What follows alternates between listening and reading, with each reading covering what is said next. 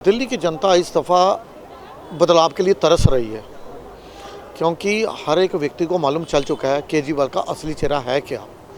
यदि इन्होंने 10 वर्ष कोई एक भी विकास का कार्य किया होता तो आज जो वोट लेने के लिए जनता को तथाकथित फ्री के लालच में फांसने की ज़रूरत ना पड़ती। इन्होंने 10 वर्ष कोई एक विकास का कार्य नहीं किया। अब आपको मालूम है कितना बड़ा आरोप लगा दिया इन्होंने। जब अपनी ज़मीन खिसकती देखी तो इन्होंने पहली बार ऐसा हुआ भारत के इतिहास में कि एक मुख्यमंत्री दूसरे राज्य के मुख्यमंत्री के ऊपर ये आरोप लगा रहा है कि इन्होंने यमुना के अंदर जहर घोल दिया।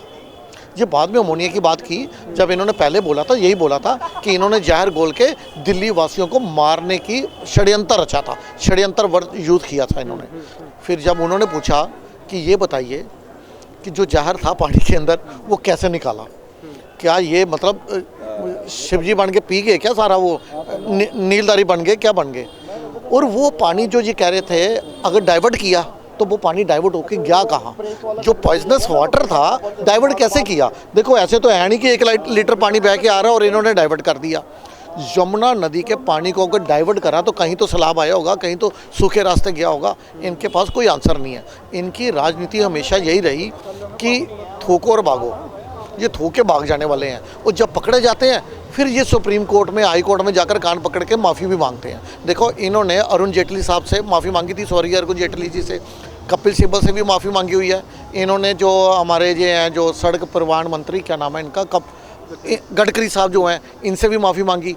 जब ये पकड़े जाते हैं तो ये माफ़ी मांगने का काम करते हैं। अब मैं आपको बताऊं, ये कह रहे हैं कि दिल्ली में इनके नाम काटे जा रहे हैं मेरे वोटर्स के। मुझे बताइए केजरीवाल जी को कैसे मालूम कि ये उनके वोटर हैं? क्या इन्होंने पैसे दिए, कोई शपथ पत्र साइन करवा रखा है? वोटर के बारे में कोई किसी को नहीं ये बोल सकता कि ये मेरे वोटर हैं।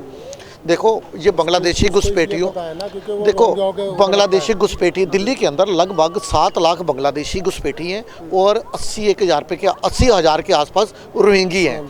तो इन्होंने क्या किया, एक मीडिया चैनल में एक महिला का वो दिखा दिया इलेक्शन कार्ड, कहते ये देखो ये महिला का नाम है और इसका वोटर लिस्ट से नाम काट दिया है और चंद्रा नाम की महिला थी।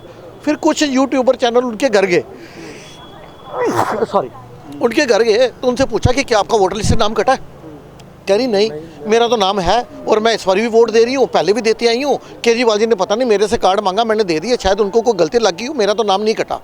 कहने का मतलब उस महिला का मीडिया के आगे ये बता रहे थे, बताइए ये कोई बांग्लादेशी महिला है, चंद्रा नाम है, ये आपको रोहिंग्या दिख रही है, इनका नाम काट दिया इलेक्शन कमीशन ने। प्रोपोगंडा फैलाया बड़े बड़े न्यूज़ चैनलों के आगे और निकल गए। बाद में कुछ एक न्यूज़ चैनल जो है उन्होंने इसकी असलियत बतलाई।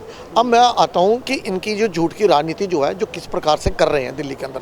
अब ये जो 2100 रुपये की बात कर रहे हैं ना, सबको मालूम है पंजाब में नहीं मिला। और पंजाब के लिए जब कोई न्यूज़ एंकर इनसे पूछता है वहाँ क्यों नहीं दिए, तो पता क्या कहते हैं, कहते हैं अभी तो हमारी सरकार बने 2.5-3 सालों में, हमने बोला था 5 साल में देंगे, तो हम 5 साल पूरे होने से 2-3 महीने पहले स्टार्ट कर देंगे। तो इसका मतलब जो दिल्ली में जो वादे कर रहे हैं, तो इसका मतलब जो दिल्ली में जो वादे कर रहे हैं वो भी 2-3 महीने पहले ही शुरू करेंगे।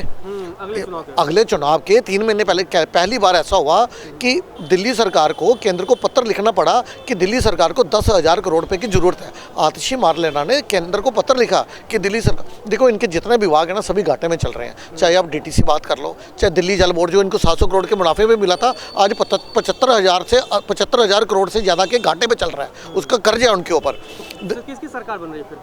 देखो दिल्ली के अंदर वही सरकार बननी चाहिए जो बहाने ना करे, जो ये ना बोले कि एलजी रुकावटें डालते हैं, मोदी जी काम नहीं करने दे रहे, अधिकारी मेरी नहीं सुनते। जिसका केंद्र के साथ अच्छे संबंध हो वही सरकार दिल्ली में कामयाब हो सकती है, अदरवाइज कोई भी सरकार आ जाए वो कामयाब नहीं हो सकती। देखिए वैसे तो मैं कांग्रेस समर्थक नहीं हूँ, लेकिन शीला दीक्षित जी ने जो दिल्ली में काम किए थे उसका हर एक व्यक्ति सराहना करता है। 3 दफ़ा वो दिल्ली के मुख्यमंत्री रही, विकास के मुद्दे पर उन्होंने चुनाव लड़ा, उन्होंने फ्री बीस की राजनीति नहीं करी, झूठ की राजनीति नहीं की। केजरीवाल की जो राजनीति, मैं अब आखिरी में ना आपके चैनल के माध्यम से जनता से अपील करूंगा कि जो व्यक्ति अपने बच्चों की झूठी कसम खाकर, अपने गुरु को धोखा देकर, जो पीएफआई और सिख फॉर जस्टिस जैसी एंटी नेशन ऑर्गेनाइजेशन से चंदा लेकर जो दिल्ली का मालिक बना और शीश महल में बैठकर जिसने दिल्ली को लूटने का काम किया, कृपया इसकी चिकनी चुपड़ी बातों पे ना आए, अपनी अकल लड़ाएं और आपदा को दिल्ली से भगाएं।